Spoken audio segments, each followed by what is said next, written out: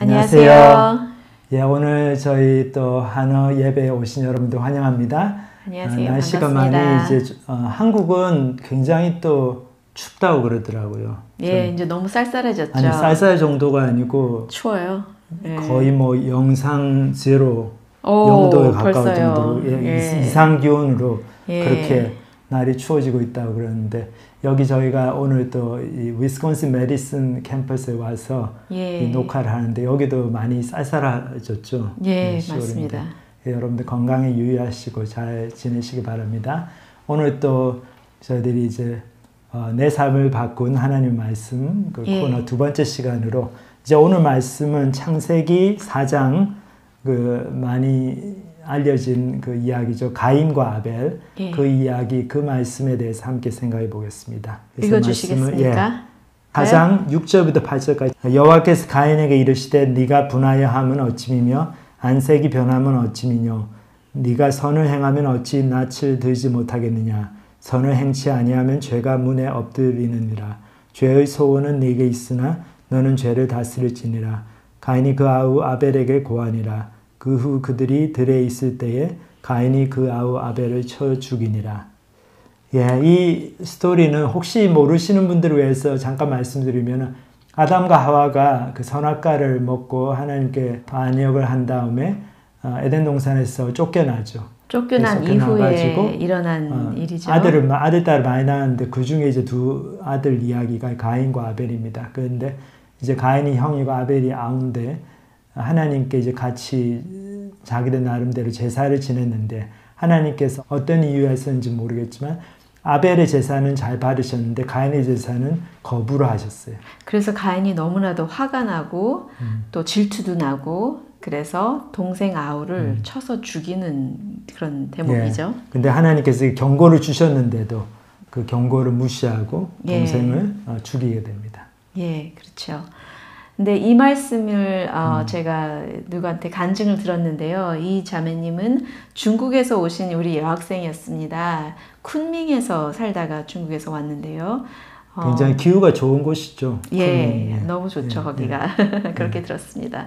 그런데 이 자매님이 전혀 기독교에 대한 그런 사전 지식이 전혀 없고 잘 모르다가 미국에 와가지고 복음을 듣고 성역 공부를 접하게 되었는데 이 말씀을 들으면서 너무너무 놀랐다고 해요. 야, 이렇게 질투가 심하구나. 이렇게 질투가 심해서 사람을 이렇게 죽게까지 하고 살인까지가 가능하구나라는 걸 보면서 어렸을 때 일이 생각났다고 하네요. 어떤 일인가요? 어렸을 때 하이스쿨 때 어떤 오케스트라에서 같이 아마 첼로를 쳤나? 예, 그거는 뭐 네, 오케스트라에서 플레이를 했는데요. 예. 같이 플레이하는 다른 친구가 있었는데 그렇게 이야기도 잘하고 서로 만나면은 얘기도 하고 그랬는데 그때 연습만 시작을 하면은 너무나 컴페티티브해진다고 하죠.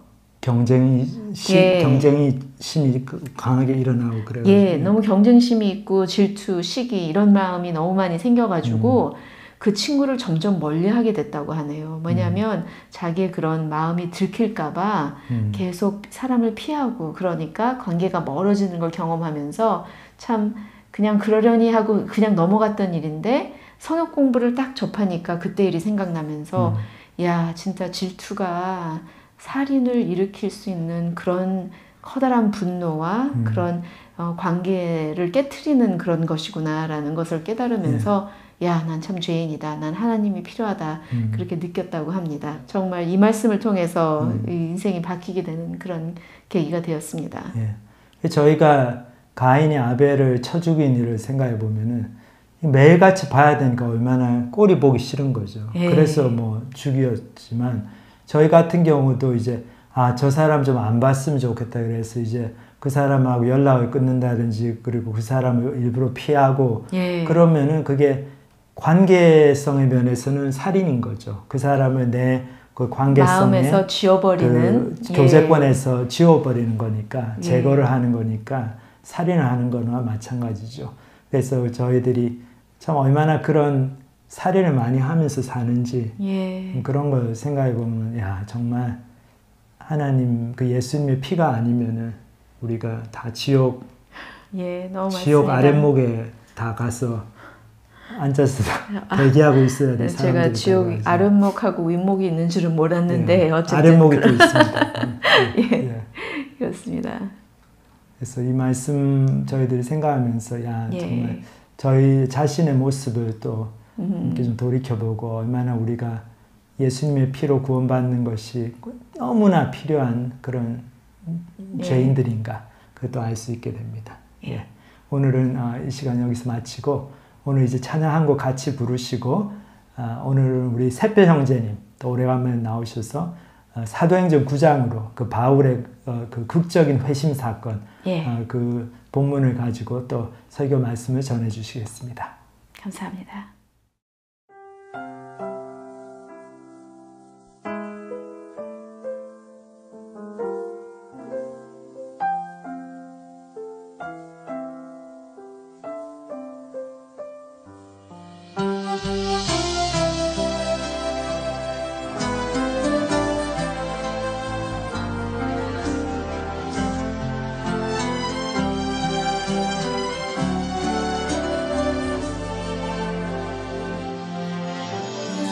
지으신 이가 하나님,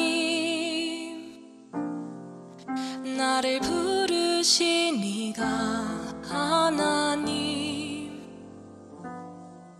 나를 보내신 이도 하나님, 나의 나 된 것은 다 하나님 은혜라. 나의 달려갈 길 다가도록 나의 마지막 호흡 다하도록 나로 그 십자가 품게 하시니 나의 나 된 것은 다 하나님 은혜라. 한량없는 은혜 갚을 길 없는 은혜 내 삶을 애워싸는 하나님의 은혜 나 주저함 없이 그 땅을 밟음도 나를 붙드시는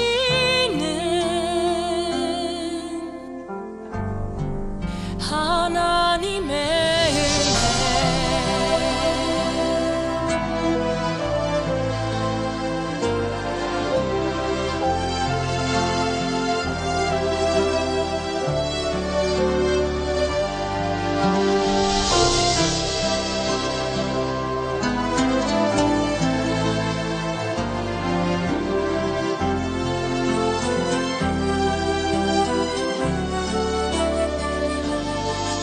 나의 달려갈 길 다가도록 나의 마지막 호흡 다하도록 나로 그 십자가 품게 하시니 나의 나 된 것은 다 하나님 은혜라.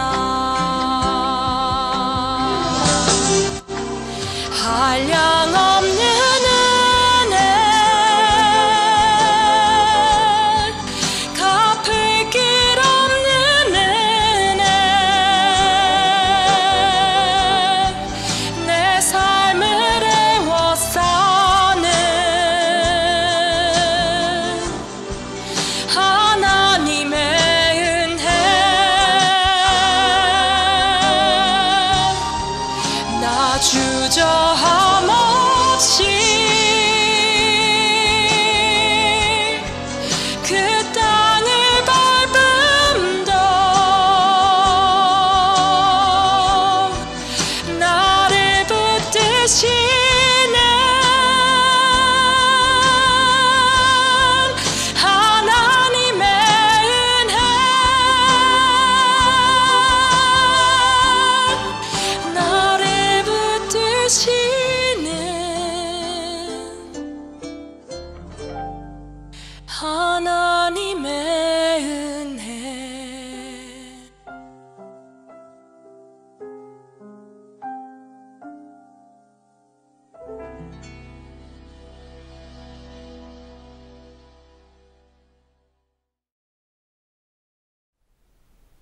안녕하세요. 그레이스포인트 교회 온라인 예배에 오신 여러분을 환영합니다. 저는 저희 교회 대표에서 섬기고 있는 김새별입니다. 네, 벌써 10월 중순이라니 믿겨지지가 않는데요. 미국 샌프란시스코는 벌써 날씨가 꽤나 쌀쌀해져서 조금 두꺼운 자켓도 입기 시작했습니다. 작년 겨울보다는 코로나 바이러스 백신도 많고 걱정이 덜한 겨울일 것 같은데요. 우리 온라인 한국어 가족분들도 건강하게 지내시길 바랍니다. 자, 그럼 사도신경 9장을 살펴보기 전에 사도신경의 큰 그림을 다시 한번 살펴보겠습니다. 지금까지 사도신경 1장부터 8장에서 복음이 예루살렘에서 시작해 유대와 사마리아를 거쳐 땅끝까지 전파된 과정을 살펴보았습니다. 그리고 지금까지 예루살렘과 사마리아에 있던 예수님의 제자들을 따라가면서 사도행전의 스토리가 진행되었는데요. 이제 사도행전을 기록한 누가는 복음이 유대인들 외에 이방인들에게 어떻게 전파되었는지를 그 사도행전의 이야기를 쓰면서 전환을 합니다. 그 중심에는 사울이라는 사람이 있는데요. 이 사울이 원래 이름인데 예수님을 만나고 나서 이름이 바울로 바뀌었습니다. 다른 어떤 저자들보다 더 많은 신약전서의 그 책들을 쓰고 이방인들에게 복음을 선포하는 그 길을 개척한 이 사울. 오늘 9장을 공부하면서 사울이 어떻게 예수님을 믿게 되었는지 같이 알아보겠습니다. 사울이 예수님을 만나 그 영접하는 이 이야기는 사도행전 전체에 걸쳐 3번이나 반복이 되었는데요. 그러니까 사도행전 9장에는 첫 번째로 그 누가가 이야기를 하고 사도행전 22장과 26장에서는 그 바울이 자기 자신의 회심 이야기를 다른 사람들한테 이야기하는데 그만큼 사도행전의 그 큰 축이 되는 이야기 같이 한번 살펴보겠습니다. 저번 주에 영재 형제가 사울이 교회를 잔멸하려고 했지만 복음이 전파되는 그 아이러니한 결과를 맞게 되었고 빌립이 사마리아 지역에서 에티오피아 그 네시와 다른 사람들에게 복음을 전하는 것으로 사도행전 그 8장이 마무리가 되었습니다. 자, 그러면은 9장을 같이 살펴보겠습니다. 1절부터 9절을 읽어볼 텐데요. 사울이 주의 제자들에 대하여 여전히 위협과 살기가 등등하여 대제사장들에게 가서 다메섹 여러 회당에 가져갈 공문을 청하니 이는 만일 그 도를 따르는 사람을 만나면 남녀를 막론하고 결박하여 예루살렘으로 잡아오려 함이라. 1절에 위협과 살기가 등등했다는 그 사울을 읽으며 그 악독차게 그 예수님의 제자들을 박해하고 스데반 집사를 돌로 순교시켰던 것처럼 필요하면 사람들을 죽일 정도의 그 살기가 찬 모습을 상상할 수 있는데요. 2절에 보면은 예루살렘뿐만 아니라 다메섹이라는 지역까지 가서 예수님의 제자들을 모두 결박할 권한을 보여주는 그 공문을 대제사장에게 얻어 다메섹으로 떠납니다. 계속 읽어볼 텐데요. 사울이 길을 가다가 다메섹에 가까이 이르더니 호련히 하늘로부터 빛이 그를 둘러 비추는지라. 땅에 엎드러져 들음에 소리가 있어 이르시되 사울아 사울아 내가 어찌하여 나를 박해하느냐 하시거늘 대답하되 주여 누구시니이까 이르시되 나는 네가 박해하는 예수라. 너는 일어나 시내로 들어가라. 네가 행한 것을 네가 이를 자가 있느니라 하시니 같이 가던 사람들은 소리만 듣고 아무도 보지 못하여 말을 못하고 서 있더라. 사울이 땅에서 일어나 눈은 떴으나 아무것도 보지 못하고 사람의 손에 끌려 다메섹으로 들어가서 사흘 동안 보지 못하고 먹지도 마시지도 아니하리라. 이 다메섹으로 가는 길에서 예수님께서 밝은 빛으로 나타나셔서 사울에게 왜 나를 박해하느냐고 물으십니다. 와, 정말로 상상만 해도 얼떨떨한 상황인데요. 상상을 해보자면은 하나님의 그 아들이라고 말한 예수가 부활했다고 주장하는 이 제자들을 이때까지 핍박을 해왔는데 정말로 이 예수님이 당신 앞에 나타나신 것입니다. 자신의 눈으로 볼 것이라고 전혀 상상을 못했던 상황일 것인데요. 그리고 이제는 눈을 뜨고 있어도 아무것도 못 보는 상황이 되었습니다. 사실 눈을 뜨고 있어도 아무것도 보지 못하는 상황, 이때까지의 사울의 영적 모습을 보여주는데요. 예수님에 대해서 눈으로 보고 들었지만 예수님에 대한 그 영적 현실을 분명히 볼 수 없었던 것입니다. 사울이 영적 현실을 분명히 보지 못한 이유는 무엇이었을까요? 사도행전 26장을 보면은 사울이 나중에 자신이 어떻게 예수님을 영접하게 되었는지 이야기할 때 예수님께서 왜 나를 박해하느냐고 물으시고 나서 가시체를 뒷발질하기가 내게 고생이라 라고 말씀을 하셨다고 말을 합니다.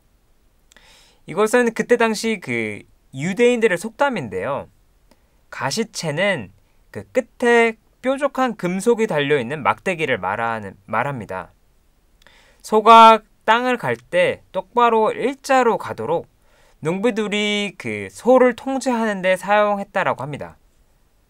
보통 가시체로 맞으면은 소가 또 맞으면 안 되니까 이 주인의 말을 들어야지 라고 하면서 이렇게 말을 듣는 경우가 대부분이지만 말을 안 들으려는 소들은 그 뒷발로 차면서 저항하는 모습을 보여주고 있는 속담입니다.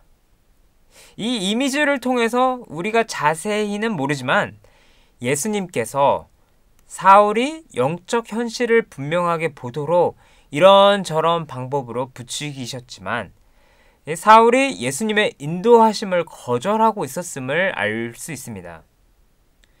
사울은 왜 예수님께서 마음속으로 인도하시는 것을 거부했을까요? 아마 그것은 사울이 자신의 모든 삶을 유대교 진리 위에 쌓아왔기 때문입니다. 게다가 사울은 유대교를 배우고 따르는데 아주 특출났습니다. 가밀리오라는 그때 당시 그 유대교 최고의 선생한테 배웠고 율법을 잘 따르는 종파였던 바리새인이었을 뿐만 아니라 히브리인 중에 히브인이라고 할 정도로 그 유대 혈통의 족보를 가지고 있었지요. 한마디로 사울은 유대교의 신념을 바탕으로 평생을 살아온 것입니다.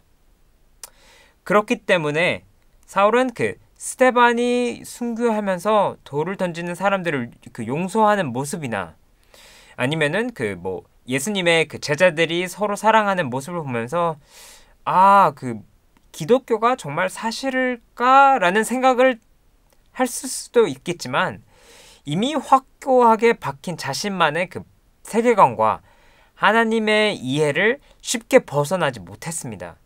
개종한다라는 것이 자신이 믿었던 모든 신념들의 그 체계를 거절하고 새로운 신념을 믿는 것이었기 때문에 쉽지 않았을 것입니다. 저희들도 사울처럼 기존에 있는 그 신념들을 굳게 붙잡고 영적 현실을 직시하지 않고 눈이 먼 채로 우리의 삶을 살고 있습니다. 제가 그 이번 연도부터 우리 교회에서 국제대학원생 사역을 하고 있는데요. 기독교에 대해서 전혀 들어보지 없는 그 중국 출신 학생들이 많습니다. 이런 학생들이 미국에 와서 성경의 그 역사성과 신뢰성, 부활의 증거에 대해서 배우면서 기독교가 합리적이고 설득력 있다라고 이렇게 머리로는 설득을 받습니다. 그러나 이러한 학생들 중 사람들이 그 이상으로 나아가지 않는 그 큰 이유는 자신들이 자라온 중국에서 들은 그 무신론적 세계관이 너무나 뿌리 깊게 박혀 있기 때문입니다. 사울의 경우에서는 그 눈이 멀어서 아무것도 자기 스스로 할 수 없게 된 그 무력함과 보지 못하게 되는 그 암흑 속에서 처음으로 진리를 명확하게 보게 되었습니다. 8절에 아무것도 보지 못하고 사람의 손에 끌려 다메섹으로 들어갔다라고 말을 하는데요. 1절에 기독교인들을 박해하기 위해서 다메섹을 가려고 사방팔방 돌아다니면서 자신감 넘치는 그 사울이 다른 사람 손에 그 인도를 받아서 끌려 다녀야만 하는 완전히 무기력한 상태로 된 것입니다. 사울이 갑자기 시력을 잃으면서 다른 사람의 도움을 절대적으로 의지해야만 하는 상황이 어떻게 보면 사울을 겸손하게 만들었습니다. 육체적 그 무력감을 통해서 영적인 무력함을 깨닫게 된 것이죠.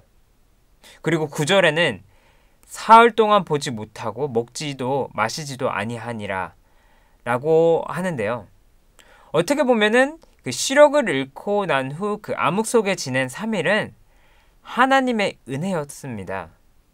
그 3일 동안 사울은 마침내 모든 것을 멈추고 자신이 무엇을 경험했는지 생각할 수 있었습니다. 아마도 자신의 삶이 올바른 진리 위에 세워졌는지 진정으로 재고한 첫 번째 시간이었을 것입니다. 예수님은 정말 부활하셨는지, 예수님의 말씀이 정말로 사실이었는지, 예수님은 정말로 메시아인지, 예수님이 선지자의 예언과 율법을 어떻게 성취시키는지, 이 진리가 내 삶에 미치는 영향이 무엇인지, 이러한 질문들을 던지며 생각할 수 있었던 시간이었을 것입니다. 종종 우리가 인생의 무기력함과 암흑의 시간을 마주쳐야 이러한 질문들을 고려하게 되는데요. 그러한 암흑의 시간이 오기만을 기다릴 필요는 없습니다. 저희 교회에 그 디모데 목사님의 아버지 일화가 생각이 나는데요. 한국에서 맨손으로 이민 오셔서 회사를 차리시고 경제적으로 성공하셔서 자수성가하신 분이신데요. 디모데 그 목사님께서 기독교에 대해서 계속 말씀을 드려도 기독교에 대해서는 완고하게 거부하시면서 평생을 살아오셨습니다. 그런데 그분이 암 진단을 받고도 사실 여전히 자신의 세계관을 가지고 계셨는데요. 정말로 그 암 치료를 받으시면서 너무나 많은 사람들이 그 디모데 목사님의 그 아버지를 위해서 기도해 주시고 사랑과 정성으로 보살펴 주셨는데, 그리고 그 기적적으로 말기 암으로 세상을 떠나시기 이틀 전에 예수님을 따르시기로 결심을 하셨습니다. 이렇게 세상을 떠나시기 전에 예수님을 믿어서 감사하지만 저희들은 암이나 중병을 앓을 때까지 기다릴 필요가 없습니다. 우리 그 온라인 한국어 가족분들께서 그 마음을 열어서 하나님의 말씀을 듣고 하나님의 인도하심을 들을 수 있도록 제가 기도를 하겠습니다. 자, 그러면은 그 다음 이야기가 어떻게 흘러가는지 같이 살펴보겠습니다. 그때 다메섹에 아나니아라 하는 제자가 있더니 주께서 환상 중에 불러 이르시되 아나니아야 하시거늘 대답하되 주여 내가 여기 있나이다 하니 주께서 이르시되 일어나 집가라 하는 거리로 가서 유다의 집에서 다소 사람 사울이라 하는 사람을 찾으라. 그가 기도하는 중이니라. 그가 아나니아라 하는 사람이 들어와서 자기에게 안수하여 다시 보게 하는 것을 보았느니라 하시거늘 아나니아가 대답하되 주여 이 사람에 대하여 내가 여러 사람에게 들사온즉 그가 예루살렘에서 주의 성도에게 적지 않은 해를 끼쳤다 하더니 여기서도 주의 이름을 부르는 모든 사람을 결박한 고난을 대제사장들에게서 받았나이다 하거늘. 11절을 보면 예수님께서 아나니아라는 제자에게 기독교인들을 핍박해왔던 사람을 만나러 가라고 말씀을 하십니다. 이 말을 들은 아나니아는 하나님 이게 정말로 이게 말이 됩니까? 뭐 거의 그 정도의 반응을 보이는데요. 사울이 교회를 쑤시고 다녔다는 것을 생각해 보면은 놀랍지 않은 반응입니다. 계속 읽어보겠습니다. 주께서 이르시되 가라 이 사람은 내 이름을 이방인과 임금들과 이스라엘 자손들에게 전하기 위하여 택한 나의 그릇이라. 그가 내 이름을 위하여 얼마나 고난을 받아야 할 것을 내가 그에게 보이리라 하시니 아나니아가 말했듯이 사울은 기독교인들을 감옥에 잡아 가두면서 기독교를 없애려고 앞장섰던 사람이었습니다. 그리고 그 과정에서 육체적인 처벌을 받았을 뿐만 아니라 일부는 스데반처럼 죽음을 맞이했을 것입니다. 이렇게 제자들을 핍박한 사울을 하나님께서 심판하실 거라고 상상을 했을 건데요. 그 반대로 하나님께서는 사울을 용서해 주셨을 뿐만 아니라 하나님을 대표하는 사신으로 사용하십니다. 여기서 사울이 아직 하나님의 원수임에도 용서하시고, 그리고 새로운 사명과 정체성을 주신 모습을 통해서 하나님이 어떠하신 분이신 것을 알 수 있습니다. 첫 번째로 예수님은 과거에 우리가 지었던 죄에도 불구하고 모든 인류를 위해서 죽으셨습니다. 상상할 수 있는 모든 추악한 죄, 예수님께서 이미 십자가에서 용서하셨습니다. 그렇기 때문에 바로 이전에 예수님의 그 제자들을 살인과 유협으로 핍박하며 직접 예수님을 대적하던 이러한 사울도 용서를 받을 수 있었던 것입니다. 예수님께서는 십자가에서 달리셔서 십자가에서 내려와 자신을 구원하라고 멸시하는 종교 지도자들을 보고 하나님께 아버지, 저들을 사하여 주옵소서, 자기들이 하는 것을 알지 못함이니이다 라고 하시며 용서를 대신 구하시며 십자가에서 죽으셨습니다. 우리의 과거의 죄를 떠나 용서를 받을 수 있다라는 이 사실은 복음의 놀라운 소식입니다. 여기서 참고할 점은 사울은 진심으로 진리를 구하고 자신의 방식대로 하나님을 따르려고 노력했지만 단지 모세의 그 율법과 선지서의 그 참된 뜻을 크게 오해하면서 무지해서 예수님의 제자들을 핍박했다라는 점입니다. 그렇기 때문에 그 고의로 예수님을 저버린 것과는 다른 것이죠. 거듭된 복음 전파에도 불구하고 그 고의로 예수님을 배척하는 모습은 용서의 소망을 담기에는 그 힘든 모습인 것이지요. 두 번째로 그 예수님은 우리를 용서하셨을 뿐만 아니라 새로운 사명과 정체성을 주셨습니다. 15절에 그 하나님께서 사울을 통해 이방인들과 임금들에게 복음을 전하게 하실 계획이라고 말씀하십니다. 이는 사울이 회개하기 전이지만 하나님께서는 사울을 위한 목적과 사명을 이미 갖고 계셨다라는 것을 뜻합니다. 하나님의 이런 계획이 얼마나 충격적인지를 보여주기 위해서 예를 들자면은 최근에 그 미국이 아프가니스탄에서 철수를 했는데요. 여기서 미국 대통령이 미군을 죽이려 했던 탈레반 테러리스트 중 한 명을 미국의 그 아프가니스탄 대사로 선택했다라고 상상을 해보십시오. 이게 완전히 충격적인 상황일 텐데요. 이게 바로 그 충격적일 정도로 그 우리의 상상을 초월하는 하나님의 자비로우신 모습입니다. 그리고 사울은 그 하나님께서 으뜸 가는 죄인인 자신을 용서하셨다라는 이 사실을 삶이 끝날 때까지 잊지 않고 되새기면서 왕들과 로마 관리들 앞에서 증언하며 복음을 전할 때 원동력으로 삼아 하나님의 택한 그릇으로 삶을 살아갔습니다. 하나님은 역전의 하나님이십니다. 천국의 왕자에서 마국간의 구유로 내려와 아이로 태어나시면서 자신의 자리를 바꾸신 하나님. 3일 후에 부활하심으로 사망을 생명으로 바꾸신 하나님. 이 하나님께서 교회를 핍박했던 사울을 하나님의 종인 바울로 바꾸셨습니다. 그리고 사울의 이야기는 우리 모두가 우리의 과거에도 불구하고 모두 하나님의 사용을 받을 수 있다라는 그 분명한 예를 보여줍니다.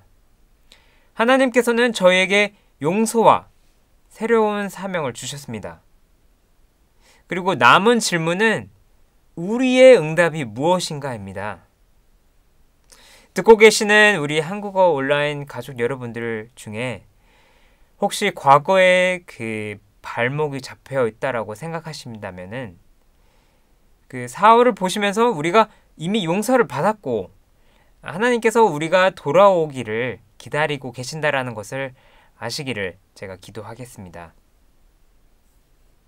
마지막 포인트로 사울의 삶이 어떻게 바뀌었는지를 같이 알아보겠습니다.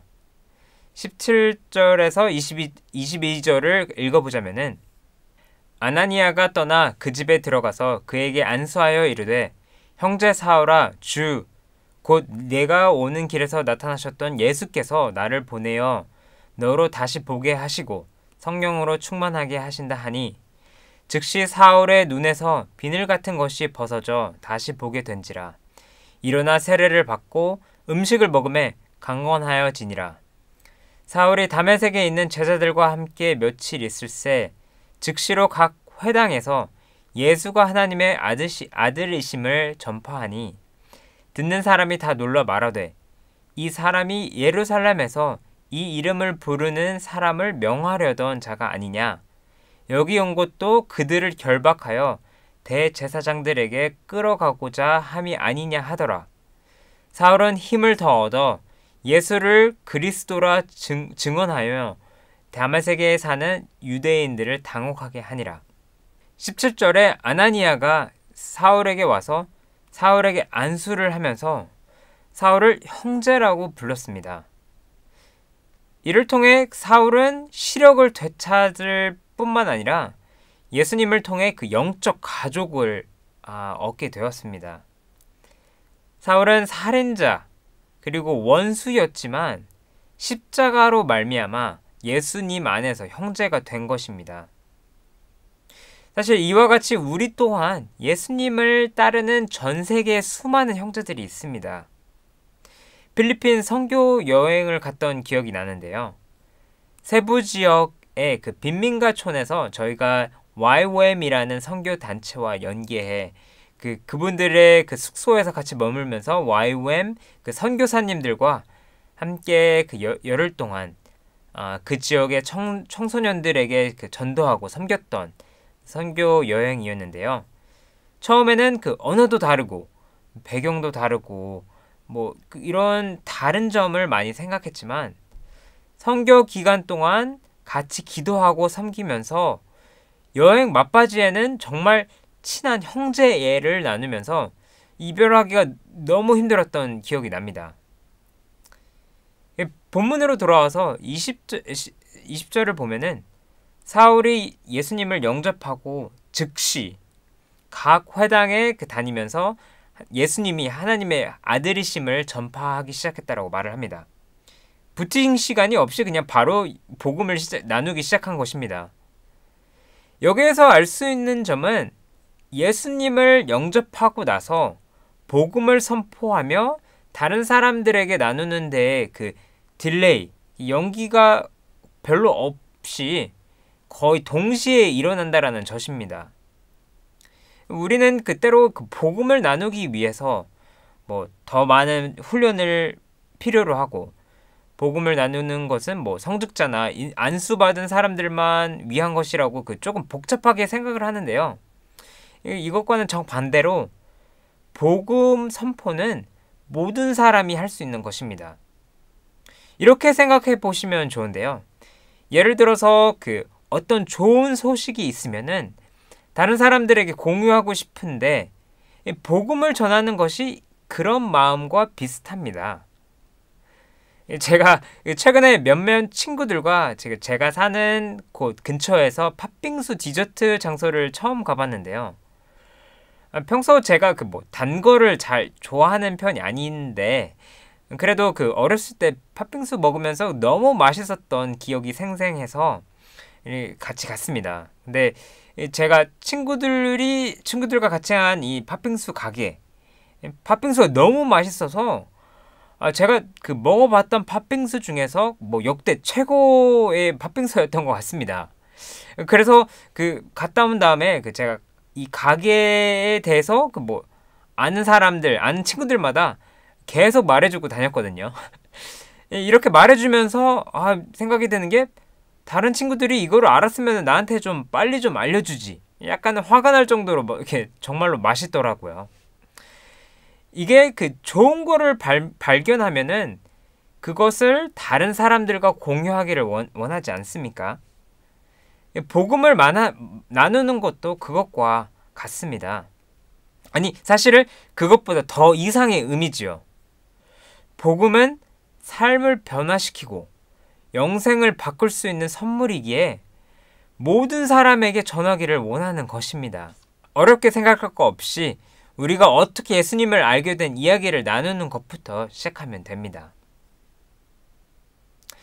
자, 설교를 마무리하면서 저희가 오늘 사울의 삶이 어떻게 바뀌었는지 살펴보았습니다.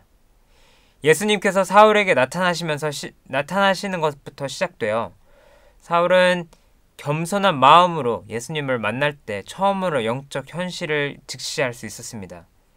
그 후에 사울의 삶은 완전히 달라졌는데요.